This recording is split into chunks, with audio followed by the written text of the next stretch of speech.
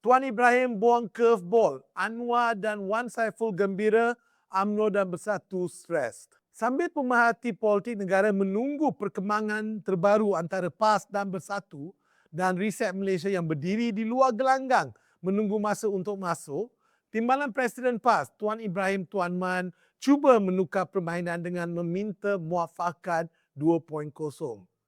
Jalan highway bukan jalan tikus kalau ikut kata Tuan Ibrahim yang mahukan muafakat sebagai platform untuk PAS dan UMNO bersama di Pilihan Raya Negeri Johor. Menurut post FB pada 3 Jun 2026, secara tidak langsung ini memastikan PAS menang gelaran parti paling random di Malaysia. 6 bulan mereka berdebat dalam parti dan bersama rakan-rakan dalam PN tentang siapa harus menjadi pengurusi PN selepas Muhyiddin Yassin letak jawatan dan siapa harus memimpin PN di Parlimen selepas Hamzah Zainuddin hilang parti.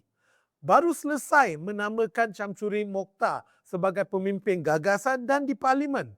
Tiba-tiba perbincangan muafakat yang nampaknya sudah terkubur sebelum PRU 15 pada 2022 dihidupkan semula. Adakah PAS membuat keputusan ini selepas berbincang dengan Bersatu?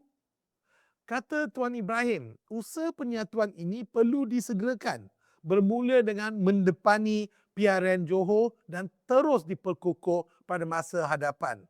Parti-parti politik Melayu pernah bersama dalam sejarah negara. Kita pernah menyaksikan selepas peristiwa 13 Mei apabila Barisan Nasional terbentuk. Tuan Ibrahim tidak menyebut bahawa selepas BN terbentuk, UMNO menguasai pentadbiran PAS di Kelantan sehingga parti itu berpecah kepada kubu pro-parti dan pro-UMNO pada tahun 70-an.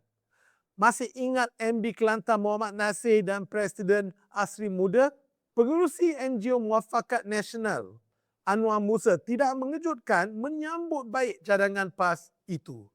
Anwar, bekas Setiausaha Agung UMNO dan anak Kelantan Tulen adalah penyokong terbesar idea penyatuan UMNO PAS sepanjang masa. Semasa kerajaan Muhyiddin dan Ismail Sabri, Anwar mengimpikan kewujudan supergroup PAS Bersatu dan UMNO. Impian itu tidak kesampaian. Kini, Tuan Ibrahim telah menjadikan Anwar relevan semula. Banyak lagi berita tidak mengejutkan. Semalam, bekas ahli Bersatu dan sekutu kuat Hamzah Zainuddin, Wan Saiful Wan Jan, mencadangkan agar reset pimpinan Hamzah turut menyertai muafakat. Nampaknya PAS sedang mencari jalan baru untuk melepaskan diri daripada Bersatu, bergabung dengan reset dan pada masa yang sama meletakkan tekanan ke atas UMNO menjelang PRN Johor. Pasti Bersatu akan memberitahu PAS apa pendapat mereka tentang langkah muafakat ini.